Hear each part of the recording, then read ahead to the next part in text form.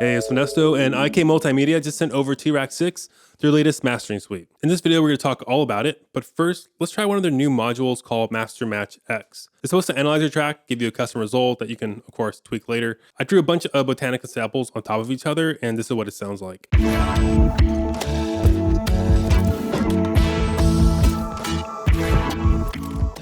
Now let's drag over my reference track by Alexander Panos. I'm so obsessed with this stuff right now. Now we click Analyze and play the track. Then we just wait a little bit, hit match, and here it is. Nice. Let's tweak it a little. It feels too bright for my taste. Okay, I also see an EQ edit button here. Let's see if I can help too. I want more compression, so we'll increase the style control to hard. And let's make it a hair wider. Before, after. All right, is that a perfect master? Not exactly, but did we get a decent result in about a minute? Yeah, we did. And this is just beginning what you can do with T-RackS 6. If you're unfamiliar with T-RackS 6, it's a mastering suite of 59 plugins, and it's in the same lane as Ozone from iZotope. We'll talk more later about how those two compare, but right now, T-RackS 6 is feeling like the ultimate DIY mastering bundle, and there are 3 ways that you can use it. First is using their standalone mastering console. This application is ideal for mastering multiple tracks at once for an EP or a full album, and they made it really easy to use too. Pretty much click and drag your unmastered tracks here, and now you can build your own track-specific mastering chains with modules from this section. Or you can browse dozens of mastering presets to get you started. And to make sure that all tracks are feeling cohesive across the board, you can click the Master Bus tab here to add up to 4 inserts. There's also a solid set of meters to help as you analyze your tracks. If you're working inside a DAW, you can use a T-RackS plugin. It's a lot like Mastering Console, except you won't be mastering multiple tracks. Instead, you'll use it to create and recall custom master or mix chains. Since we're talking about it, here's some mastering presets.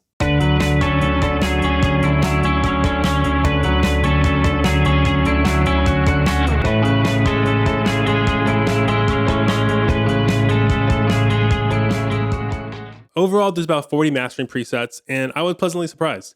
I feel like a lot of mastering and mixing presets, they try to show you how extreme a plugin can go, but these felt like they were just putting the modules in place, and then it was up to you to adjust the threshold and input levels and do other tweaks, and I really recommend checking them out. The last way you can use T-RackS 6, which is probably what a lot of you will do, is using the modules as individual plugins so that you can combine them with other mastering plugins. Out of the 59, you'll notice that most are vintage and analog gear emulations. And this is one of the biggest reasons to get T-RackS 6, but how do they hold up?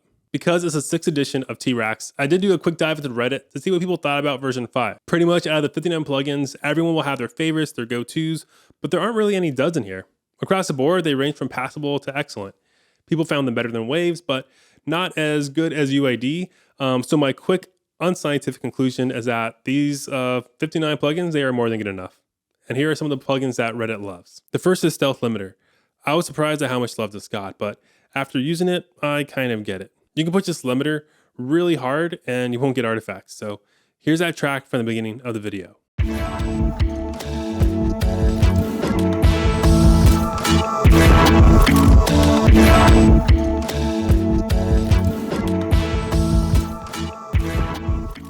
Then there's Sunset Sound Room, a no-fuss, versatile reverb that offers 5 types of reverb. I love the plate, chamber, and spring in here. Look back at you. Now look back at you. Look back at you. Now look back at you. Then there's a plugin called One. It's one of those 5 tools in one plugin. And I don't know how you feel about them, but the concept always feels like a gimmick, but after trying it out, I can see why people are into it. This is an EQ, compressor, harmonic exciter, low-end enhancer, and limiter all in one.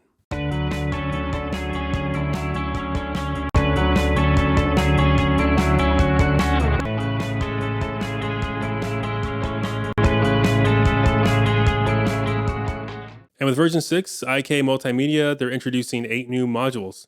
And since we just talked about One, let me show you Bass One. It has a similar concept to One, but this is a low-end processor.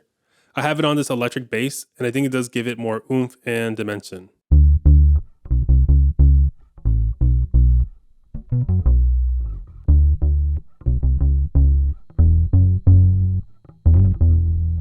Another new plugin is Lo-Fi Punch.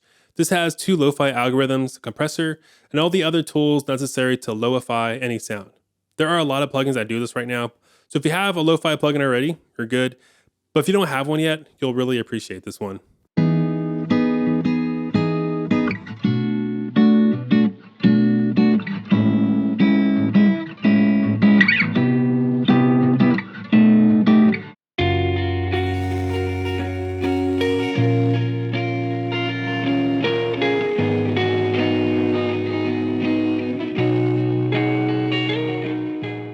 The last one I want to show you is Pusher, a multi-band saturation plugin. Inside are 5 saturation algorithms and an envelope follower that will help you push things from subtle warm to controlled destruction.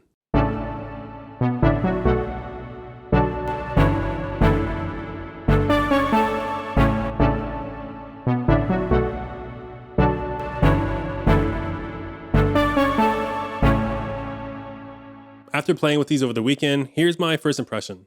I found that there are 2 kinds of plugins here. The vintage and analog gear emulations, which is the majority of what you get, and then these unique T-RackS plugins like One or Lo-Fi Punch. The emulation modules should be the main reason why you pick this up because it's such a comprehensive list, they sound great, and it's just an incredible value. These other specialty plugins though, they're good, but I don't think they have enough weight to them. Take Pusher for example. If you had to rank it between a stock saturator and something feature-rich like Thermal, I would place Pusher closer towards a stock plugin. And that's not a bad thing when you're getting access to 59 plugins. While you can expect the emulated plugins to sound close to the real thing, you can't really expect that these more boutique tools to be the best of the best when they're at this price point. I also think it's really important to know how it compares to Ozone from iZotope, the industry leader. I'm not going to do some crazy in-depth comparison between the two and tell you what gets you better results. I'm not sure if that's a conclusion we should aim for. What's more valuable is to compare each other's workflow and approach.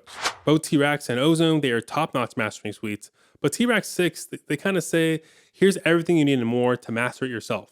While Ozone, they say, let our AI-powered tools master it for you. Yes, T-RackS has Master Match X, which analyzes your track for you, and yes, you can fully do it yourself in Ozone, but that's not how these companies are positioning each plugin. Another key difference is that T-RackS offers dozens of analog gear plugins, while Ozone provides a handful of their own digital tools with modules like Clarity, Impact, and Stabilizer. So T-RackS thinks you should master with things that sound like analog tools, while Ozone thinks you should master with the latest music tech has to offer. One isn't better than the other, but one is probably more in line with your own approach and values. Personally, I'm more of a tech fiend, so I think I'll keep choosing Ozone and maybe throw in like a vintage compressor from T-RackS, but I'm sure you have your own take, so please tell me in the comments. Now that we talked a ton about mastering, let's talk about mixing. Here's a video about Neutron 4, a very impressive mixing suite. Thanks for watching, later.